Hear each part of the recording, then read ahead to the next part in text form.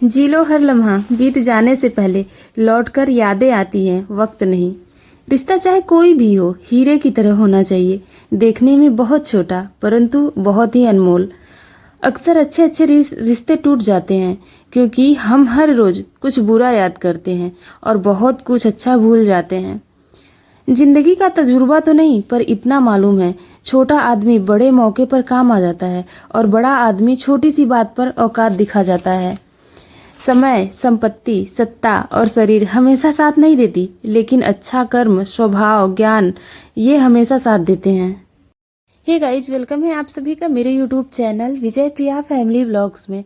तो अभी शुरुआत हो गई है सुबह की, सॉरी शाम की। ये शाम से मैंने ब्लॉग बनाना स्टार्ट किया था और आज मैं शाम को बनाने वाली हूँ कद्दू की सब्जी। इसको हमारे यहाँ यूपी में कोहड़ा भी बोलते हैं, इंग्लिश में शायद पंपकिन बोलते हैं। मुझे इंग्लिश में ज़्यादा कुछ नहीं पता है, लेकिन हाँ इतना पता है कि शायद इसको पंपकिन बोलते हैं।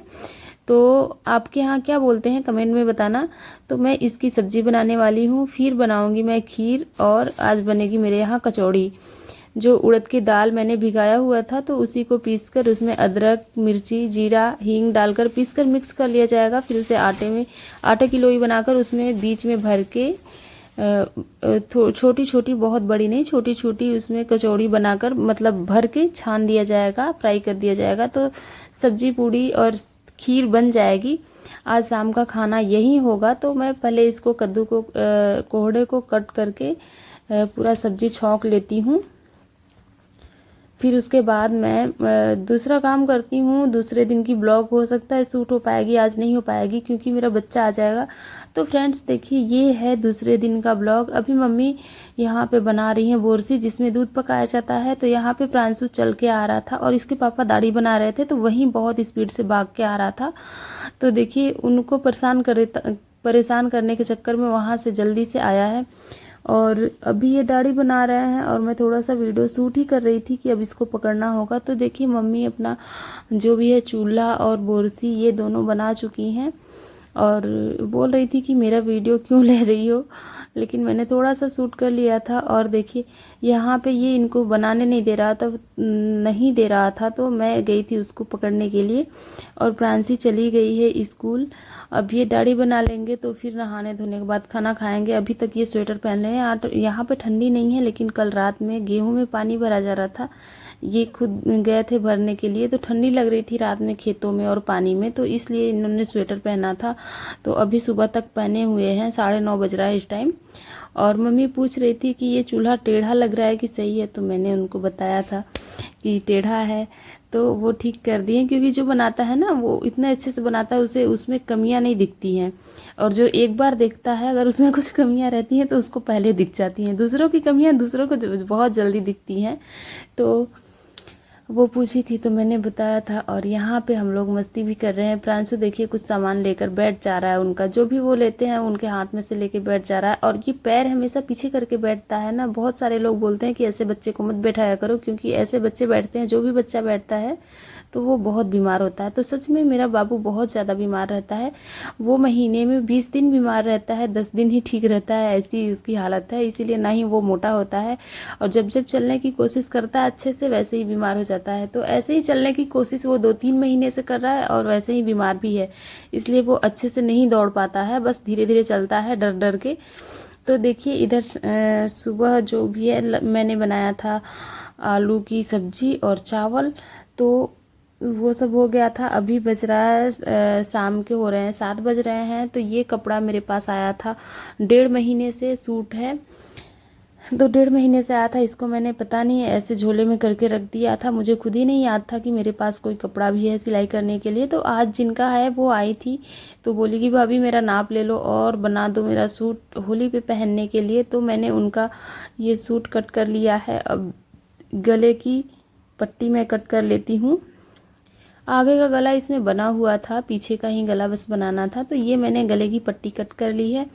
और आगे के सूट में गला बना था तो उसमें कुछ नहीं करना था। और ये है स्लीव्स, तो ये बाजू है, बाजू की भी मैंने कटिंग कर ली है। तो पूरे सूट की कटिंग हो गई है। यहाँ बेच सेंटर पे हमेशा आप लोग यहाँ पे मतलब मैं लगा देती हूँ गुटका, ताकि मुझे पता रहे। तो ये पट्टी देखिए किनारे से मैंने सिलाई लगा ली है। इसको इस तरह से ऊपर रखूँगी। इस तरह से सिलाई लगाने के बाद इसमें 2-3 छोटे छोटे कट्स लगाए हैं और इसे पलट के इस पर तुरपाई कर लूँगी मैं। तो इस तरह से इसको करने के बाद इस पर मैंने तुरपाई कर लिया है। तो ये हो गया है, पीछे का पल्ला रेडी हो गया है। ये है आगे का पल्ला। तो इसको इस तरह से रखने के बाद इस पर मैं शोल्डर जॉइंट कर लूँगी। इस तरह से शोल्डर जॉइंट हो गया है। तो इसके बाद इसमें स्लीव्स जॉइंट होगी। तो उसका पहले आगे का किनारा मैं सिल लूँगी, फिर उसके बाद जॉइंट करूँगी। तो उसके बाद मैंने रख दिया था, मेरा बाबू जग गया था। तो फिर देखिए फिर मैंने उसको सुलाया और मैं लाइव आई थी। तो उसके बाद क्या है कि नेटवर्क प्रॉब्लम हो गई, तो लाइव मैंने कट कर दिया और ये नेल पेंट्स मैं लगाने लगी, क्योंकि इधर 4-5 दिन से मैंने कोई भी नेल पेंट नहीं लगाया है पैर में। तो अभी मैं लगा लेती हूँ। और ये ना पैर में बहुत अजीब सा लग रहा था, क्योंकि ऐसे रेड कलर और कोई कलर बड़ा अच्छा लगता है, लेकिन ये थोड़ा सा अजीब लग रहा था। पता नहीं क्यों मुझे मेरा पैर बेकार लग रहा था देखने में।